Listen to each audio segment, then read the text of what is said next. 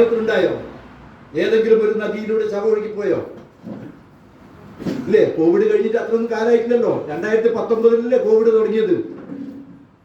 2-3 വർഷക്കാലം ഈ കേരളത്തിനകത്തെ മുഴുവൻ ആളുകൾക്കും സുരക്ഷിതമായ സംവിധാനങ്ങൾ ഒരുക്കി അവർക്ക് വളരെ ശാസ്ത്രീയമായിട്ട് ചികിത്സ അത് സൗജന്യമായിട്ട് നൽകിയ ഒരു സംസ്ഥാനം കേരളമല്ലാതെ മറ്റെവിടെയുണ്ടായി? ഇന്ത്യയിൽ മാത്രമല്ല, ലോകത്തുനിന്ന് തന്നെ കേരളത്തിലേക്ക് ചികിത്സക്ക് വന്നില്ലേ വലിയ വലിയ ആളുകൾ?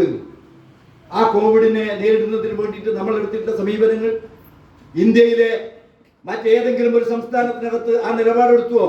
എന്താ നരേന്ദ്രമോദി പറഞ്ഞത് കിണ്ണം കൊട്ടാനല്ലേ? കോവിഡ് വന്നവര് വീട്ടിനകത്ത് വൈകുന്നേരം പോയി കിണ്ണം കൊട്ടണം.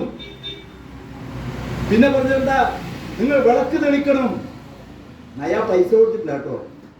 ആ കോവിഡ് കാലത്ത് 10 മാസക്കാലം നമ്മുടെ കേരളത്തിലെ ജനങ്ങൾ ജോലിക്ക് പോകാതെ വീട്ടിനകത്ത് അടച്ചുകൂടിയിരുന്നപ്പോ അവർക്ക് ഭക്ഷണം കഴിക്കാൻ, തൊഴിലില്ലാത്തവർക്ക് അവർ വീട്ടിൽ ചടഞ്ഞുകൂടിയിരിക്കുമ്പോൾ അവർക്ക് ഭക്ഷണം കഴിക്കാൻ, പട്ടിണി കൂടാതെ ജീവിക്കാൻ ആവശ്യമായിട്ടുള്ള കിറ്റ് കൊടുത്തത് ഈ കേരളമല്ലാതെ ഇന്ത്യയിൽ ഏത് സംസ്ഥാനത്തുണ്ട്? ഏതെങ്കിലും ഒരു സംസ്ഥാനത്ത് കൊടുത്തുവോ? കേന്ദ്രത്തോട് കേരള ഗവൺമെന്റ് ആവശ്യപ്പെട്ടില്ലേ? നിങ്ങൾ ഞങ്ങൾക്ക് കുറച്ച് അരി തരണം. കോവിഡ് കാലത്ത് ജനങ്ങൾ വീട്ടിനകത്ത് അടച്ചുകൂടിയിരിക്കുകയാണ്. അവരെ പട്ടിണിക്കിടാൻ വേണ്ടി കഴിയില്ല. അതുകൊണ്ട് അവർക്ക് ഭക്ഷണം കൊടുക്കണം. അവരുടെ പ്രധാന മുഖ്യാഹാരം അരിയാഹാരമാണ്. അത് കൊടുക്കാൻ ആവശ്യമായിട്ടുള്ള ഭക്ഷ്യധാന്യം തരണം എന്ന് പറഞ്ഞപ്പോൾ എന്താ പറഞ്ഞത്? അതിന് വില തരണമെന്നാണ്. മനസ്സിലായില്ലേ? അതിന്റെ വില തിരിച്ചു വാങ്ങിയെന്ന് കേന്ദ്ര ഗവൺമെന്റ്. ഇതാണ് സമീപനം.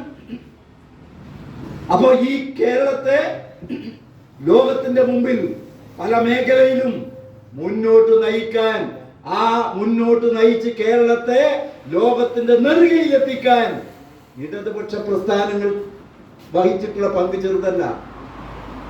57 EMSന്റെ ഗവൺമെന്റ്, ആ 57 EMSന്റെ ഗവൺമെന്റ് ആണ് ആദ്യമായിട്ട് 10 സെന്റ് കുടികിടപ്പവകാശം കൊടുത്തുകൊണ്ടുള്ള നിയമം നിയമസഭയിൽ പാസാക്കിയത്.